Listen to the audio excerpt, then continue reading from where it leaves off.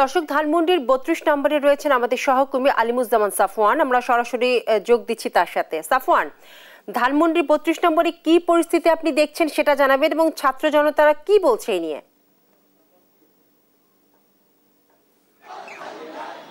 বিপাশা, আমরা এই মুহূর্তে ধানমন্ডি ৩২ নম্বরে রয়েছি এবং ১৫ আগস্ট ঘিরে এখানে একটি উত্তেজনা আমরা দেখতে পাচ্ছি এবং জানেন যে এখানকে যারা এলাকাবাসী রয়েছেন এবং আশেপাশে যারা নেতাকর্মী রয়েছেন বিভিন্ন দলে, তারা কিন্তু এই ১৫ আগস্ট ঘিরে ধানমন্ডি ৩২ নম্বরে কিন্তু অবস্থান করছেন। আজকে বিকাল থেকেই কিন্তু আমরা যেটি দেখতে পাচ্ছি যে তারা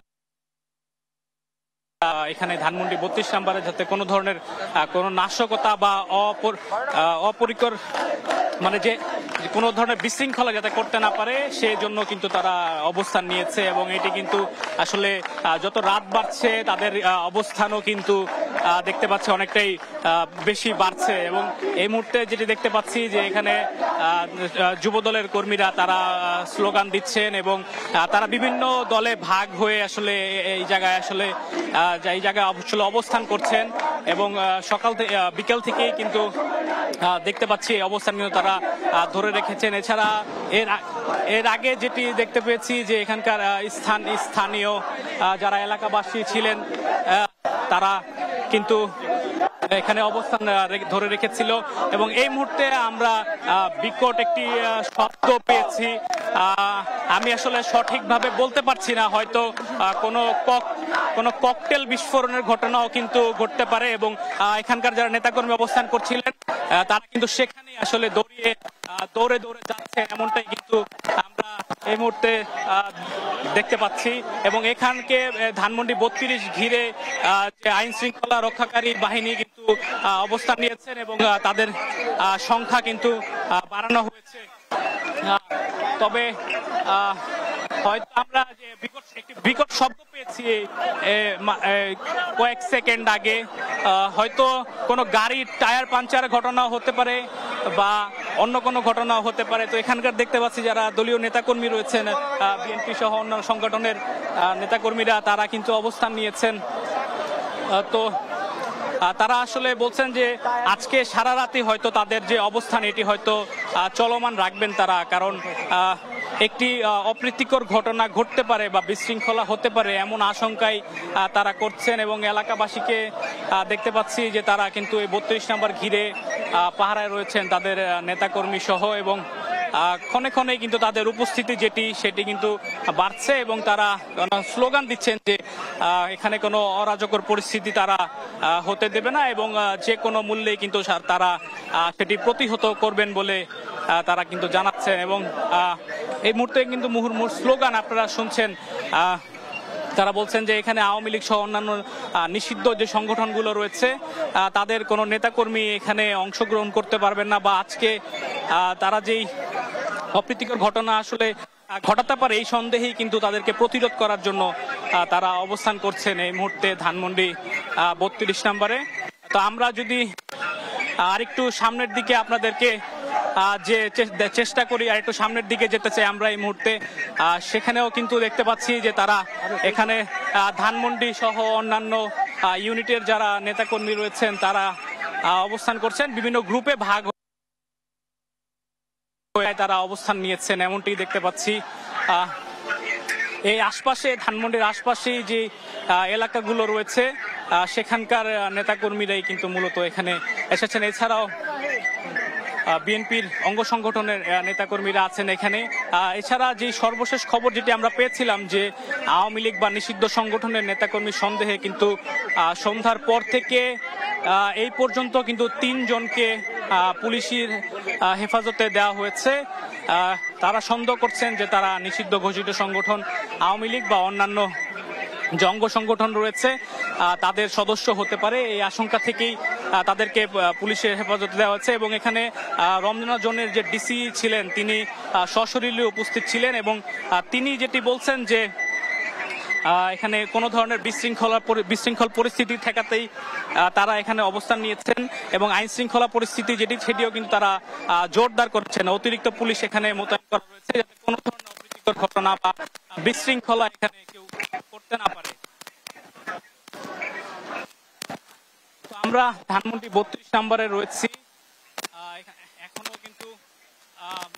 স্লোগানে আসলে প্রকম্পিত পুরো এলাকা, এবং দেখতে পাচ্ছেন নেতাকর্মীরা অবস্থান নিয়েছে যার যার অবস্থান থেকে। তাদের যে দলীয় কর্মীরা রয়েছেন তারাও রয়েছেন তাদের সঙ্গে, এবং এখানে তাদের সাথে কিন্তু আইন শৃঙ্খলা রক্ষাকারী বাহিনীর সদস্য যারা রয়েছে তারাও কিন্তু রয়েছে। এবং এখানে ধানমন্ডি 32 নম্বরের যে বাড়িটি, এই বাড়িটি চারদিক থেকে তারা ঘিরে রেখেছে, মানে দুই পাশের যে রাস্তা সেই রাস্তাতেও কিন্তু তাদের অবস্থান দৃঢ় রয়েছে। একেবারে আসলে বলা যায় যে স্লোগানে তারা প্রকম্পিত করে রেখেছেন এই পুরো এলাকা। যদি আমরা আসলে কয়েকজনের সাথে আপনার সাথে একটু কথা বলতে চাই, এখানে সার্বিক কি পরিস্থিতি, এখন সর্বশেষ খবর কি দেখছেন? আচ্ছা, এখানে রমনা জোনের যিনি ডিসি মহোদয় রয়েছেন তিনি রয়েছেন। আমরা একটু কথা বলতে, পুলিশের যে রমনা জোনের যে ডিসি মাসুদ সাহেব তিনি এখানে রয়েছেন সশরীরে, এবং তার সাথেই আমরা যোগাযোগ করার চেষ্টা করব, তার সাথে কথা বলার চেষ্টা করব যে সর্বশেষ কি পরিস্থিতি তিনি দেখছেন। এবং ঠিক এক পাশে পুলিশের অবস্থান এবং অন্য পাশে কিন্তু বিএনপি এবং অন্য তাদেরও এখানে স্লোগানে পুরো এলাকায় কিন্তু প্রকম্পিত বর্তমানে, এবং তারা বিভিন্ন হুঁশিয়ার সাবধান বলে স্লোগান দিচ্ছেন যে কোনো ধরনের অপ্রীতিকর কোনো ঘটনা তারা এখানে হতে দিবে না। বলছিলাম যেটি যে অনেকটাই দৃঢ় অবস্থান, যেটি বলছিলাম সেই অবস্থানেই তারা রয়েছেন।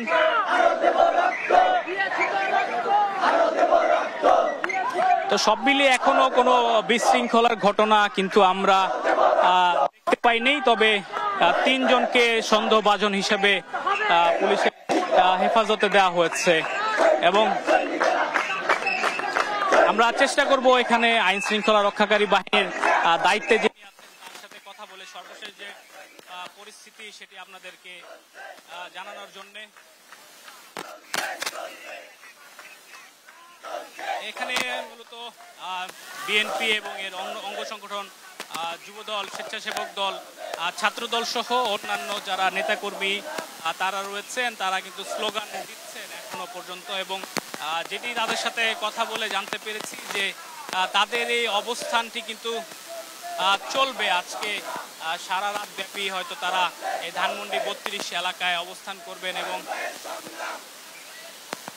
যদি আমরা চেষ্টা করি একজনের সাথে একটু কথা চলবে, নয়ন ভাইয়ের সংগ্রাম চলবে, আপনাদের মধ্যে সিনিয়র একটু কথা বলবেন, আরো দেব রক্ত।